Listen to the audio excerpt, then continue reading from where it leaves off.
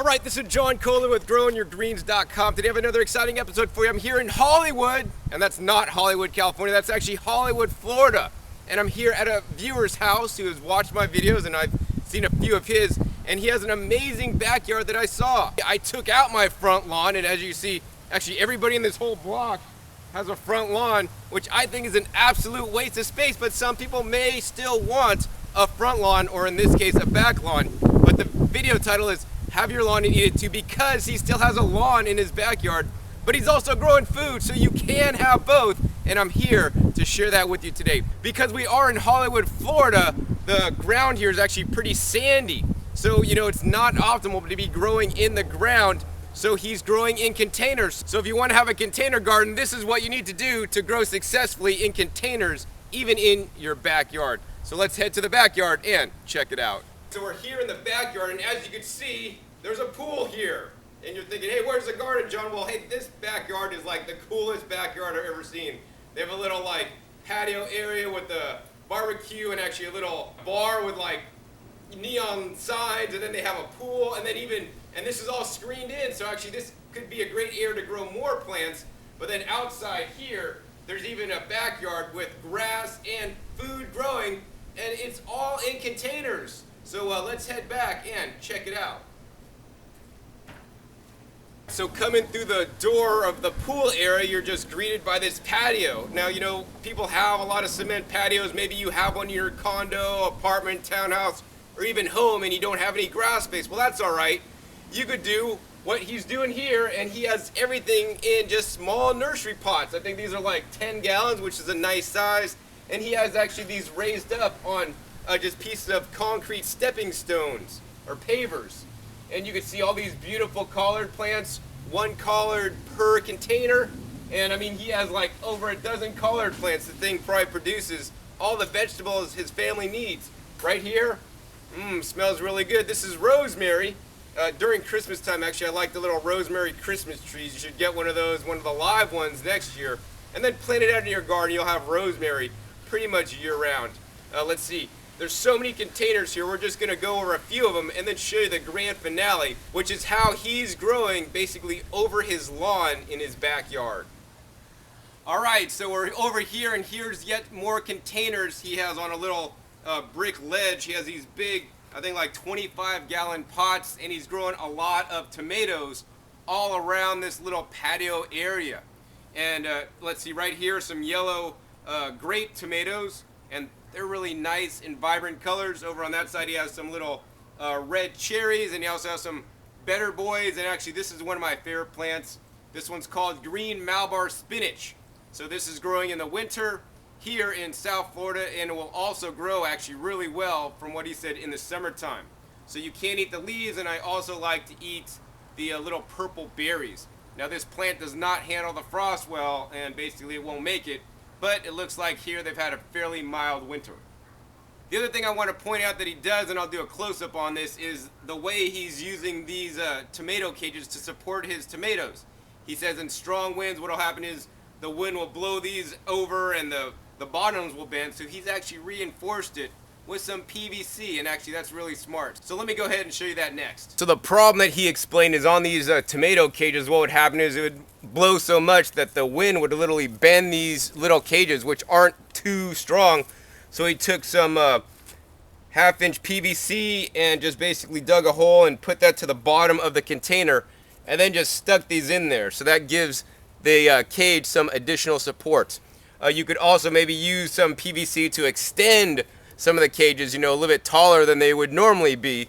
But I think if this is working for him, I think that's great, because you know what? Anything that'll allow you to grow more food easily is definitely good to do. So he has a custom built little potting table. This thing is I really like it a lot, actually.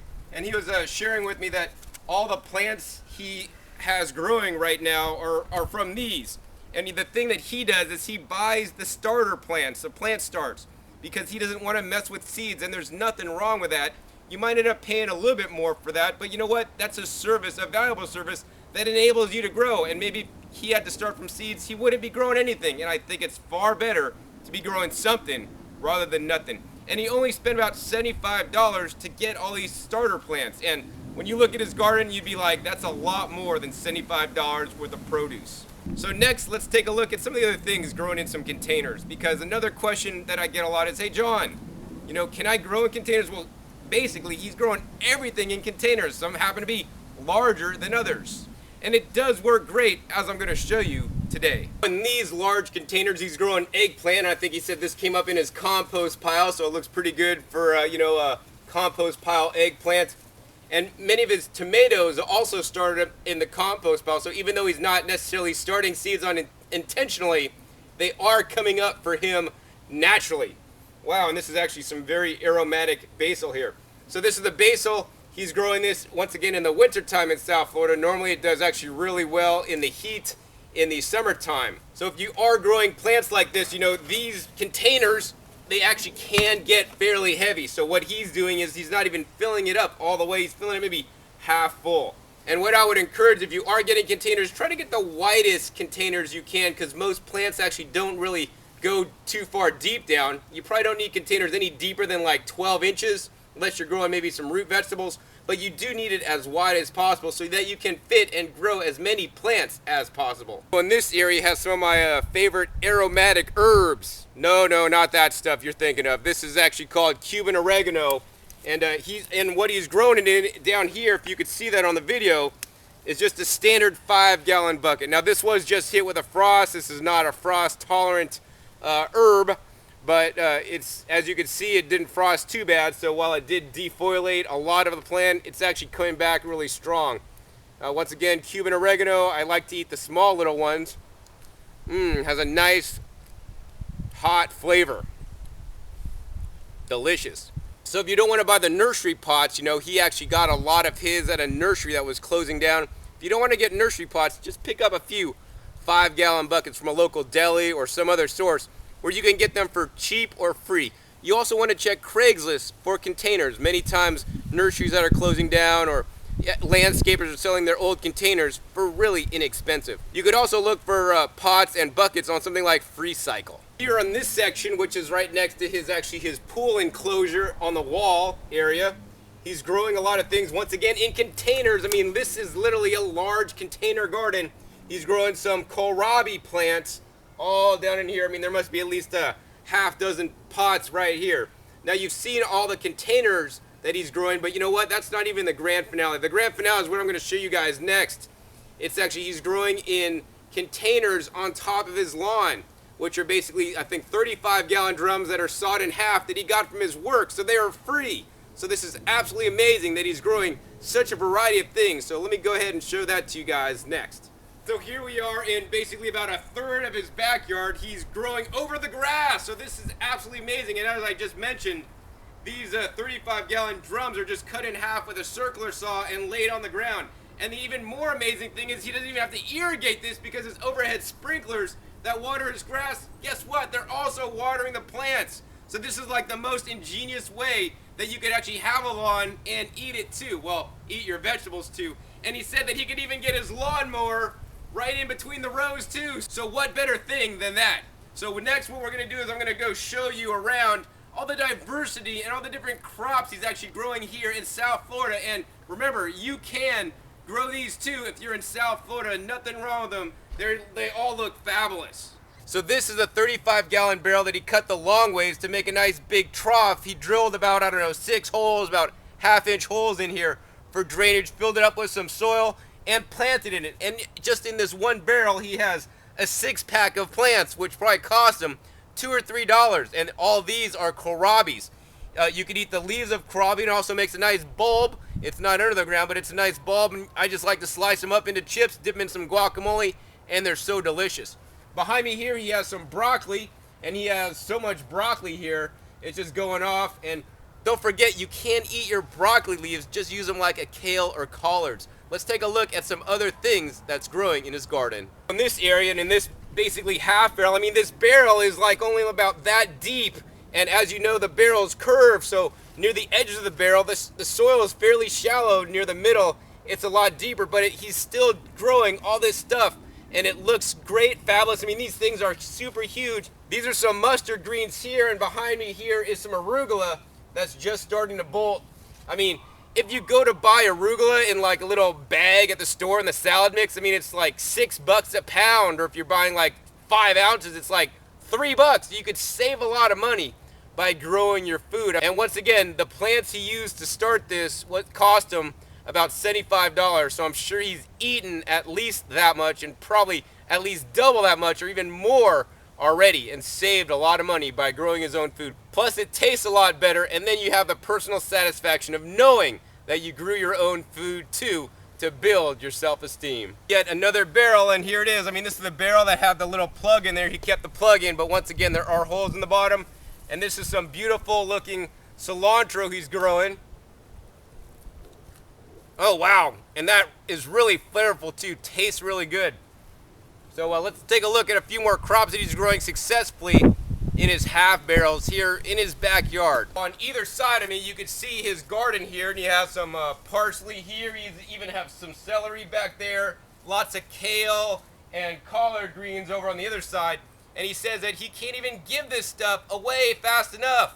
So for his family, this is quite enough vegetables to grow, and I would encourage you to grow at least this many vegetables so that you can eat a diet rich in fresh fruits and fresh vegetables, so you can be as healthy as you can. Next, you can see we have some chard planted, in some of the larger crops he plants just like one in the middle instead of 6 in the orientation on the kohlrabi you just saw. I just did recommend to him that in the middle he plants the chards when they're small, and plant on the outer things something like arugula or cilantro that would actually tend to bolt fairly quickly. So by the time the outside's bolted, the big ones in the middle are pretty much taken over, so you're not going to waste as much space. In general, one of these 35-gallon drums, you could plant about 6 things, maybe 9 if you're lucky, but definitely at least 3 things right down the middle where it's the deepest. So he also has some Chinese cabbage, and he has 6 in here that are actually quite large, and they're doing fine. Remember, they're all growing at the same rate, and the middles, the plants are pushing each other's leaves together, and then they kind of grow out. So I mean, this is definitely a lot of food in just a half of 35-gallon drum. Anyways, next he's over there, so let's go ahead and talk with the gardener that made all this happen. So we're here with Bullseye, and this is Bullseye's garden. He made all this happen, and actually one of the things he says is he won't invest in the time to grow something if it's not edible, and that's my sentiments exactly, so we believe in the same thing. But anyways, his gardening philosophy is quite unique, and it may be similar to yours. So Bullseye, tell me your gardening philosophy. Just go for it. You know, you don't know what you can do until you try it. You know, it's really easier a lot than it looks. And like I say, I have a great time doing it. I saw John's videos, and I thought it was really awesome that he came out and did a shot here today. So Bullseye, why did you decide to grow like all this food in your backyard? I mean, you have a nice pool, bar area, and I mean, why put this in? Less lawn to mow. That's always a good reason. So you didn't do it for the food quality, or just for fun, or? Yeah. You know, I mean, it's a lot cheaper to do this. You know, you go buy stuff in the grocery store. It's quite a bit of money. You know, so once you've made your initial investment with, you know, the soil and the buckets or whatever, then it's just, you know, it kind of just goes over and over. I would definitely agree. I know here in South Florida, some of the produce prices are just astronomical. In some parts of the country, you know, it just gets quite expensive because a lot of the stuff is shipped in. So it doesn't take rocket science. Actually, Bullseye's actually a car mechanic, but he just does this all for fun. And, you know, he hasn't taken any courses in school or anything, but he's quite successful at doing what he does. So I found Bullseye actually on YouTube, found his videos and watched it. So Bullseye, what's your YouTube channel? Bullseye 5477. All right, and Bullseye also has a really cool rock band, right? Classic rock band. Classic rock. South Florida's finest classic rock band, Payback Band. All right, and you could also find that on your YouTube channel, right? Exactly. All right, Bullseye, well, thanks for letting me visit you today. I really enjoyed your garden, and I hope you've inspired a lot of my viewers out there to grow it themselves. It really is easier than you think. So just like Bullseye said, just start a garden this season, and learn as you grow is what I like to say. Once again, my name is John Kohler with GrowingYourGreens.com. We'll see you next time, and keep on growing.